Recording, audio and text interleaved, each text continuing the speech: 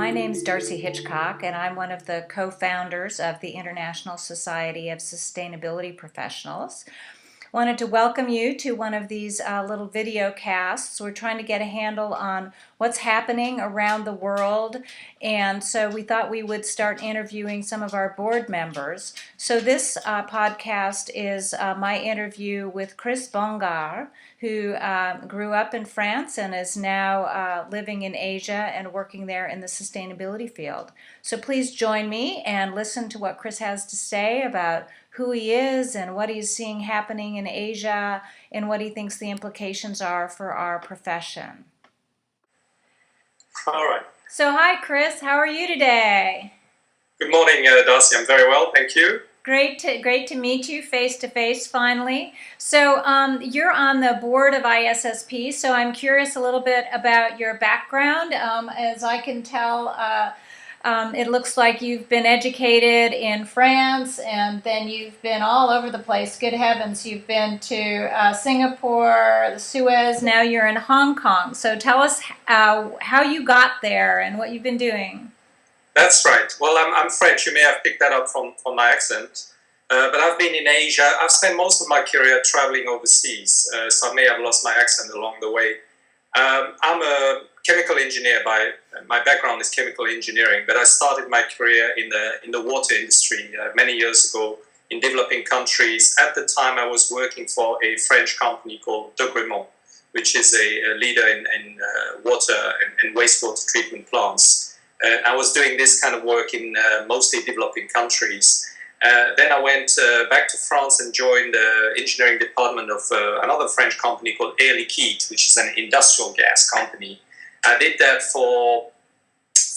I stayed with Air Liquide for 12 years, but I spent the first part of my career there in the engineering department looking at industrial projects, industrial gas and other utilities in all types of industries. And that's what brought me to Asia. And I came to Asia. I've been in Asia for 16 years now.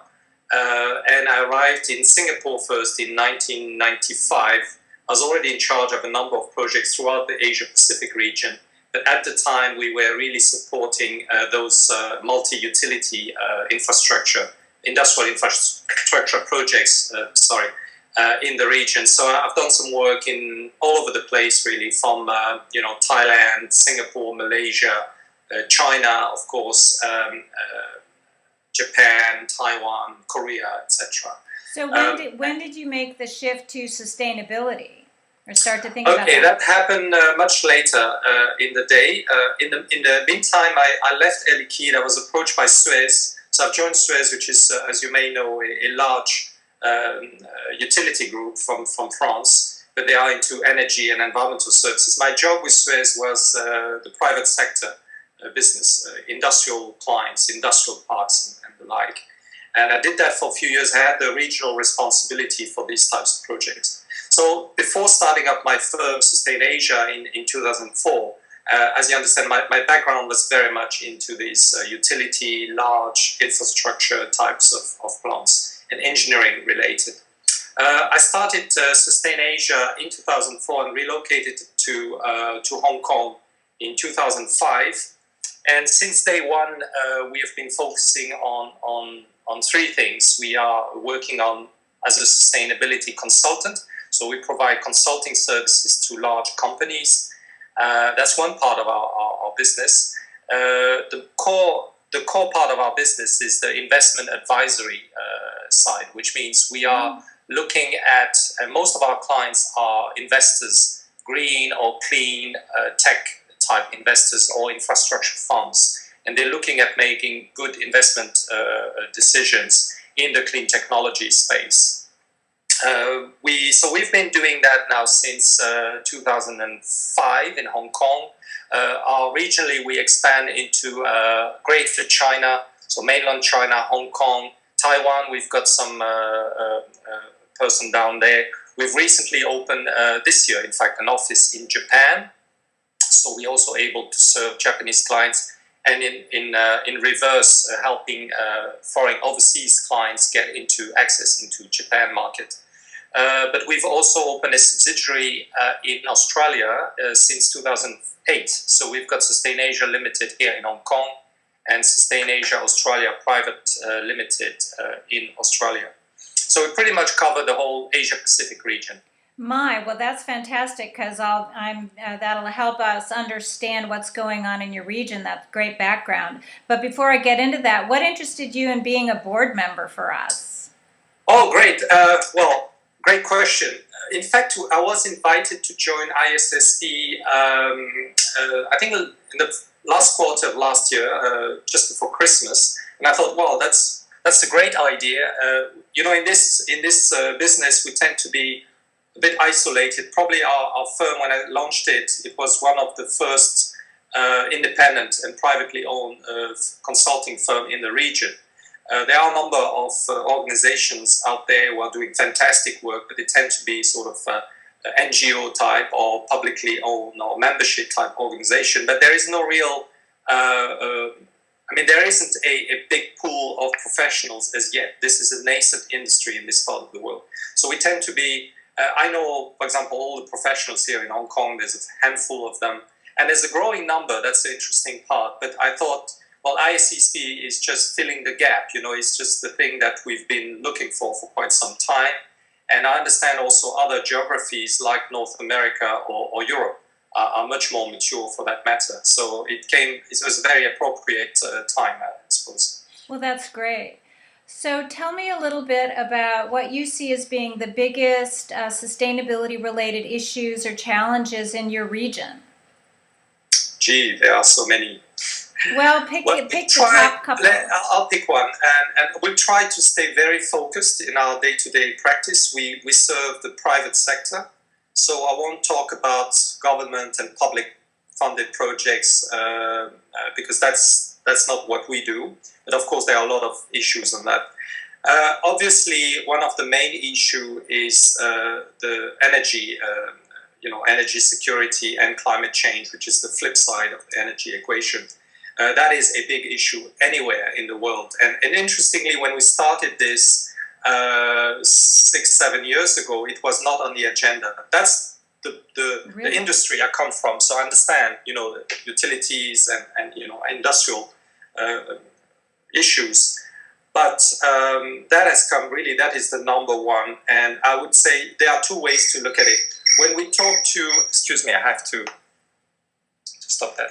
When we talk to, for example, one of our clients in Hong Kong is a regional utility, electrical utility called China Light and Power, a CLP group that operates in 6 different countries, not only Hong Kong, but China, Thailand, India, Taiwan, and Australia. They are one of the key operators in Australia. And this is a company that, of course, takes these issues very seriously at the core of their strategy.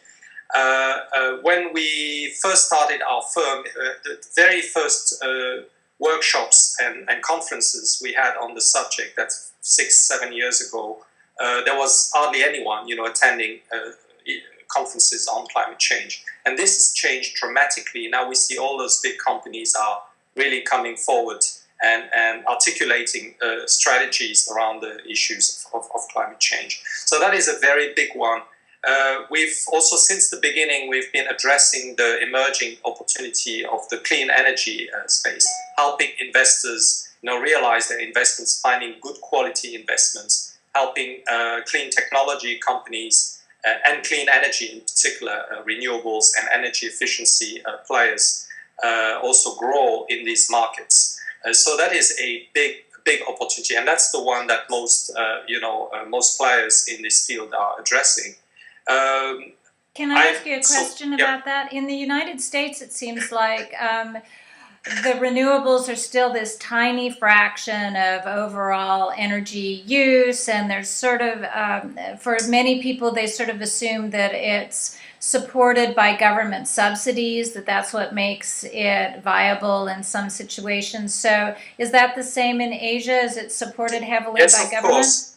I mean, the nature of the industry, the energy and environmental industry, those are natural monopolies, so they are, by definition, highly regulated industries. And that's true for the established players and big operators.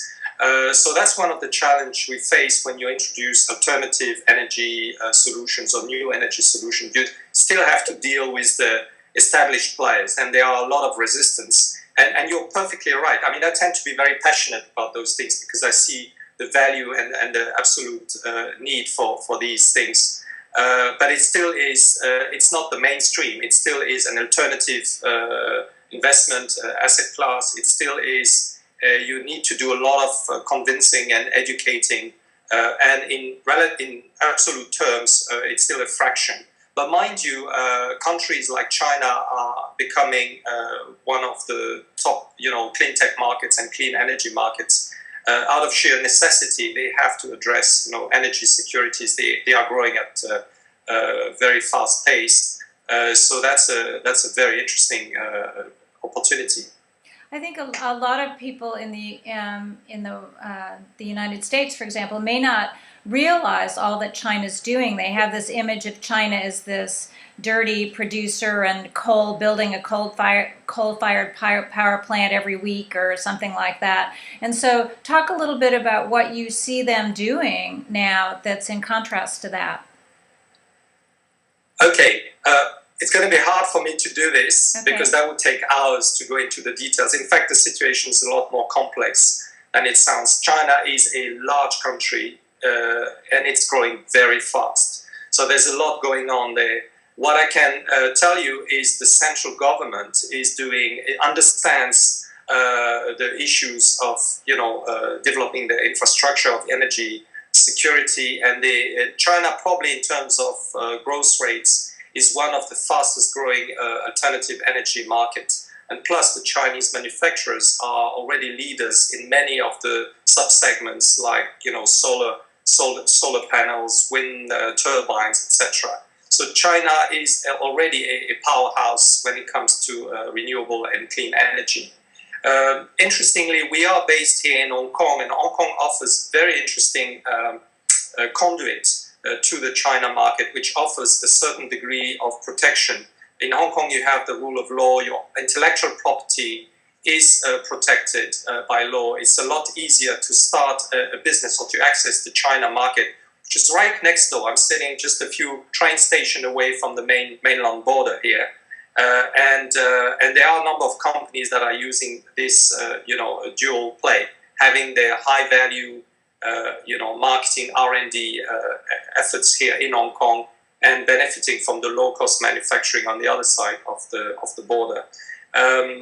So there is a lot going on. It will be just too long to sum it up here.